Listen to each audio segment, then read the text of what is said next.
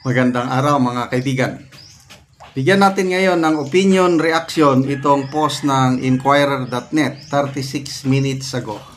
Sabi, Vice President Sara Duterte has arrived in the Netherlands with Senator Amy Marcos.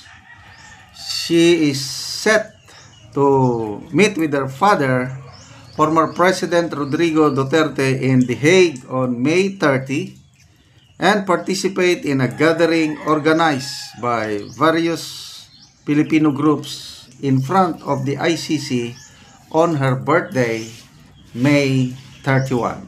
Okay? So, basahin natin ang article, ano? Yan po ang litrato nila ni Senator Amy. Talagang BFF.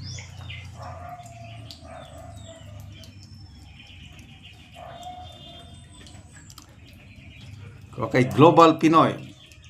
Sara Duterte meets with OFWs in Qatar. Tungkol naman ito sa yung pagpunta niya sa Qatar, itong article. Sabi niya, I was invited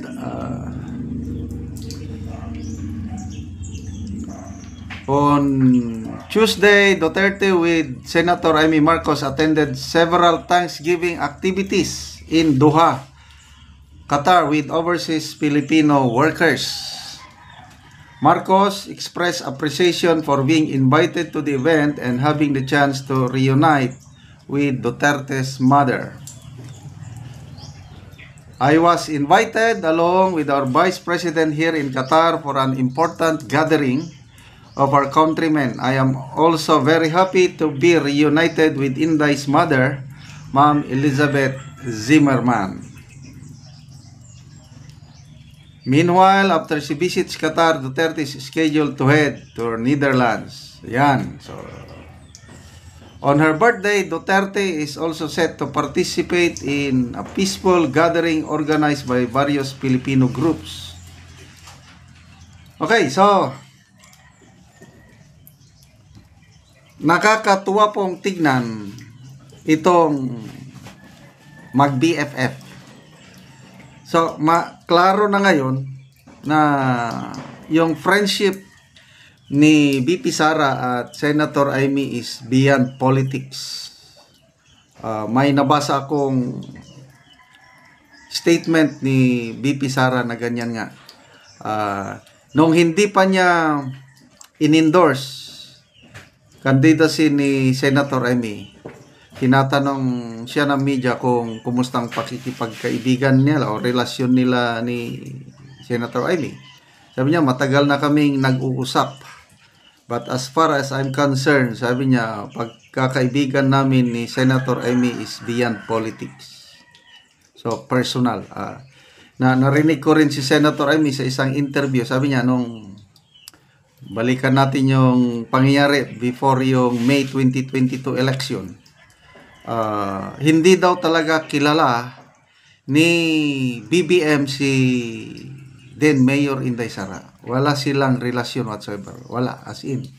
Kung hindi dahil kay Senator Amy, hindi makakalapit si BBM kay Mayor Inday Sara. So, I think the occasion was birthday ni Mayor Inday Sara. Sabi ni Senator Amy sa kanyang kapatid, punta tayo, mag-greet lang tayo ng happy birthday kay Mayor Inday Sara, baka sakaling pala rin.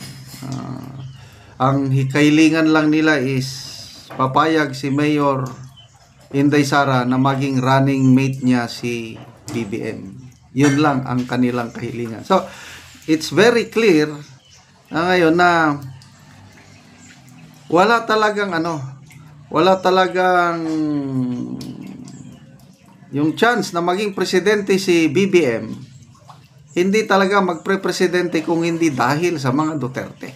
Yun ang nakikita ko. Kasi kung on his own, si BBM tumakbong presidente noong 2022, wala.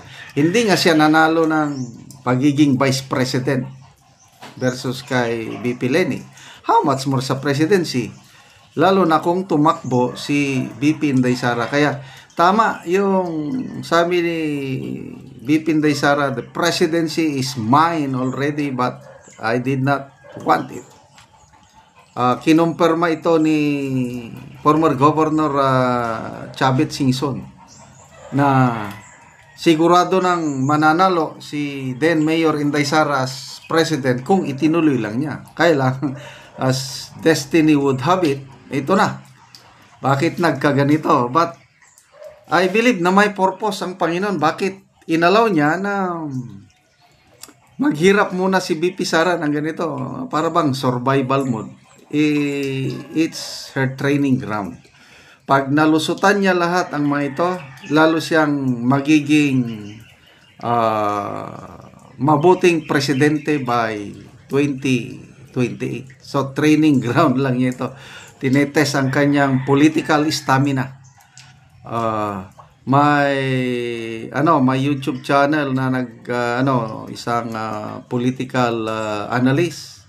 Sabi, BP Inday Sara learn how to handle political situations. Marunong. Makikita mo yung stability under pressure, yung kanyang character. So, yan, magbabirda.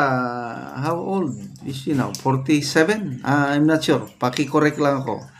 So, mag-birthday siya doon sa in front of ICC headquarters, and I'm sure magiging masayang birthday party ito. Maalala ko tuloy, I think 2 years ago, birthday niya, hindi pa nag-break ang unit team noon. Sabi ng presidente, I am this, kasi nagsisimula na yung iringan ni BP Sara at Speaker Martin Romualdez. Lumabas na yung word no na tambalos-los. Maganda pa ang relasyon ni BP Sara at PBBM. Kaya sabi ni presidente na sa gitna ng mga kaguluhang ito, sabi niya, I am designating myself or I am appointing myself as your BFF. Wow, wala kang magawa. I am your #1 fan. Ano na ngayon nangyari sa kanyang BFF? Baliktad. Yung kapatid niya, yun ang lumalabas na tunay na BFF.